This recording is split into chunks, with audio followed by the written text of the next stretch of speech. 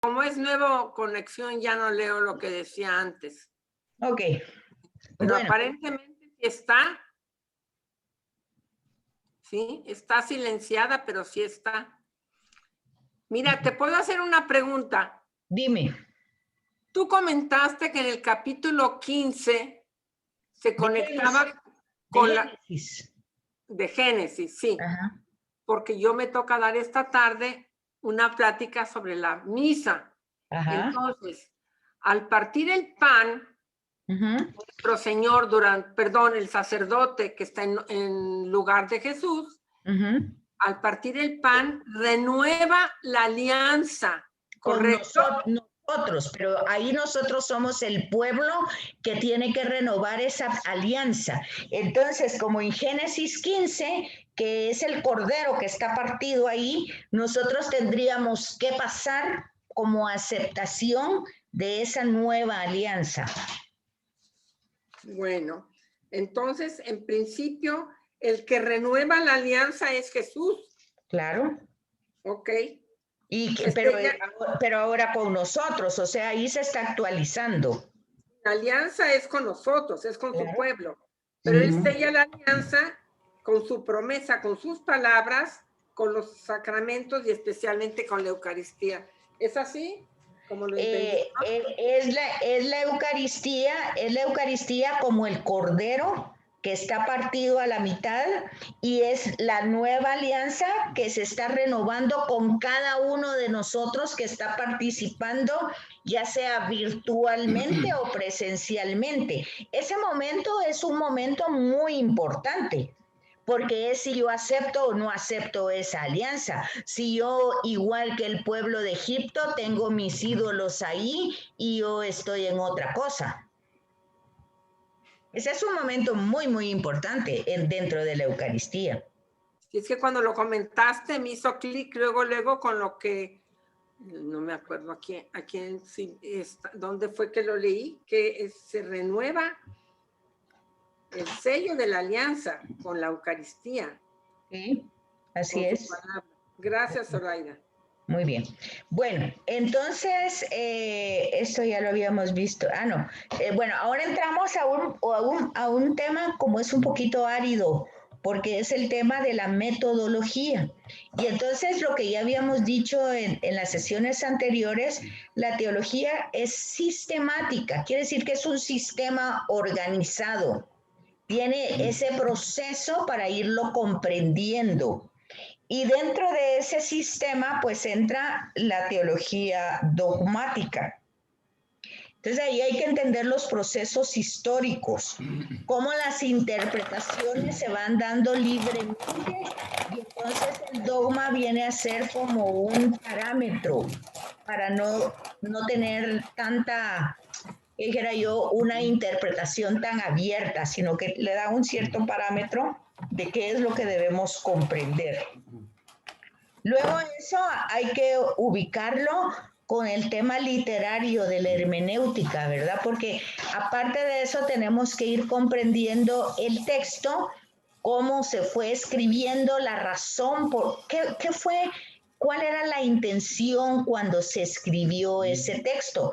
Y eso pareciera muy difícil porque estamos hablando de culturas muy antiguas, de costumbres muy antiguas, de tradiciones muy antiguas y de distintas personas que escribieron, porque no escribió solo una. Pero entonces hay un punto de partida y que todo texto se escribió con un sentido de fe, o sea, siempre había una creencia. La forma como lo va a narrar, pues ya hemos dicho muchas veces que es como el ropaje del mensaje central, que es la fe. Entonces,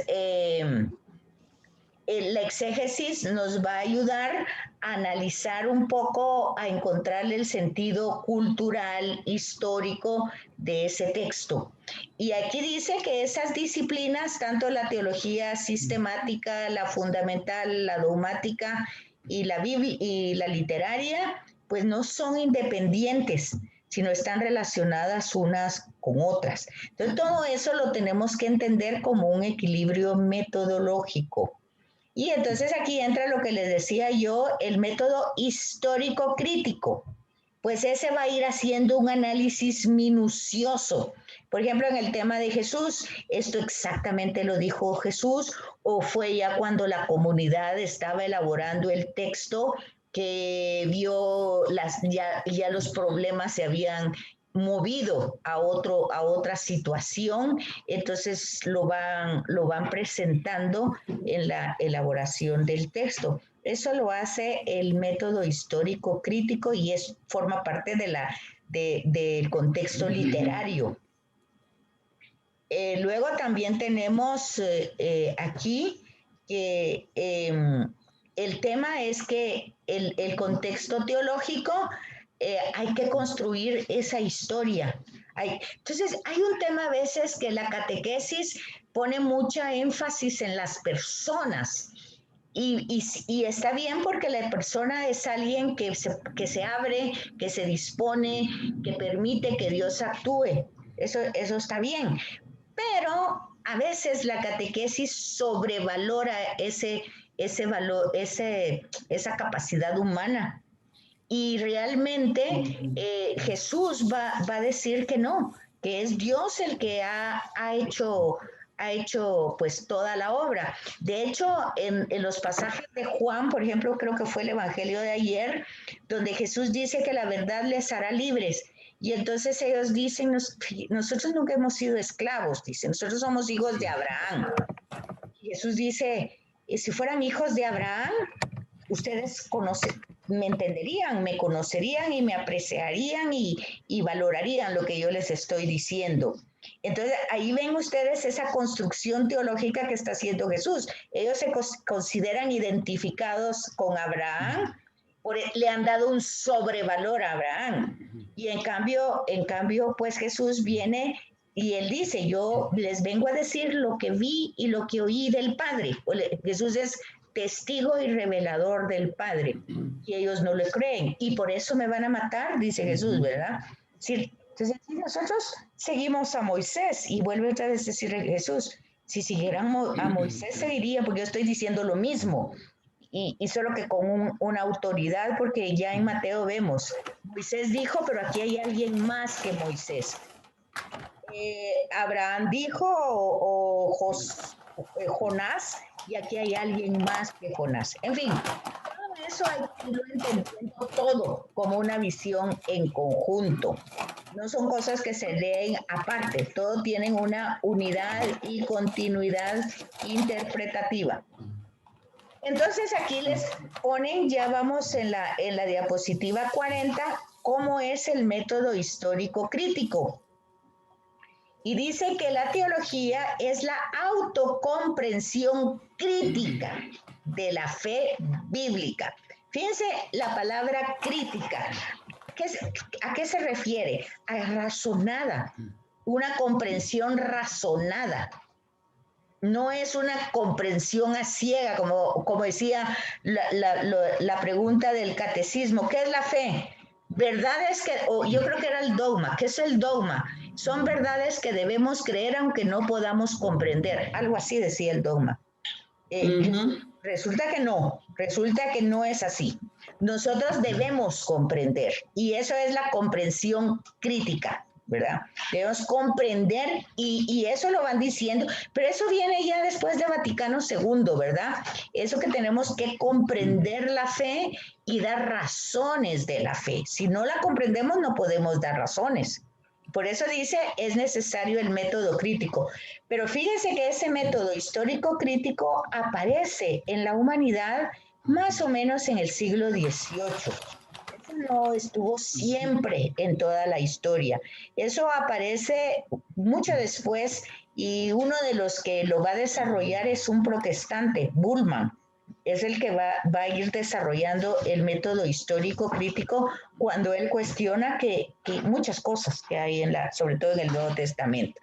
Bueno, entonces eso hay que entenderlo, y hay que entender que no por eso la Biblia deja de ser obra de Dios, pero sí hay que tomar en cuenta que los escritos son realmente personas, ¿verdad?, que lo han llevado a cabo, autores que aquí se les va a llamar sagrados porque nosotros decimos a la Biblia sagrada, pero en el Antiguo Testamento se llamaban escribas, eran los que traducían la Torá de un manuscrito a otro. No había imprenta, entonces ellos lo iban haciendo manualmente. Entonces es una obra de Dios, pero ahí han entrado muchísimas manos humanas y sin tomar en cuenta después las traducciones, porque se han traducido de un idioma a otro idioma.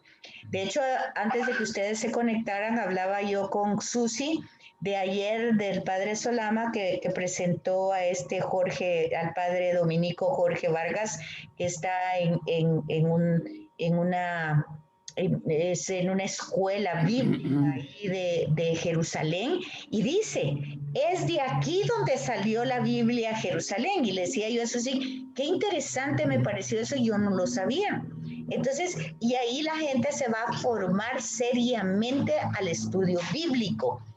Y entonces todo eso, imagínense, la Biblia de Jerusalén va saliendo en esta época y ustedes van a encontrar aumentada con otros, va saliendo de esos estudios.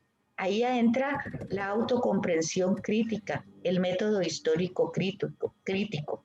Y entonces, algo que nos comentaban ayer mis hermanas que estuvieron allá en Jerusalén, que Jorge Vargas, que ya te conté que es mi sobrino, ajá, la iglesia de la catedral de San Esteban, ajá, es la iglesia más grande de Jerusalén y desde el siglo VII se dedica a estudiar todos los archivos que hay de la Sagrada Biblia, ¿verdad? Es precioso, te digo, yo lo estaba viendo, yo digo, ay Dios, ahí sí quisiera tener menos años para poder irme a meter ahí como rata y estar pues, ahí entre libro y libro.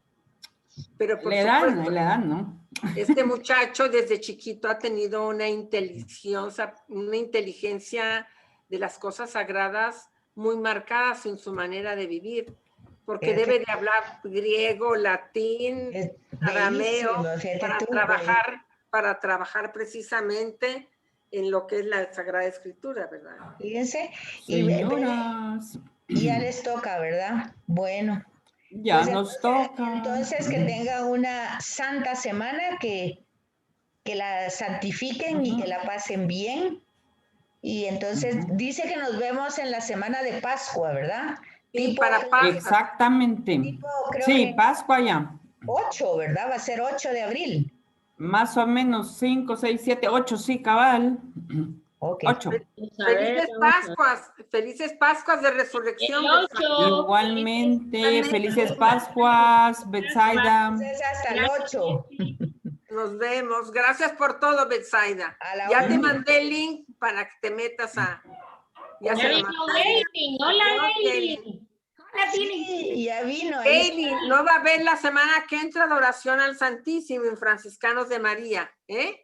Ah, no va a haber, ok, gracias. No va a haber, de nada. Gracias. Adiós, chiquitas. Adiós, Betsaida. Nos vemos en un rato, Pini. Bye. Adiós, Marita. Oh, where's my thing? Ahí está.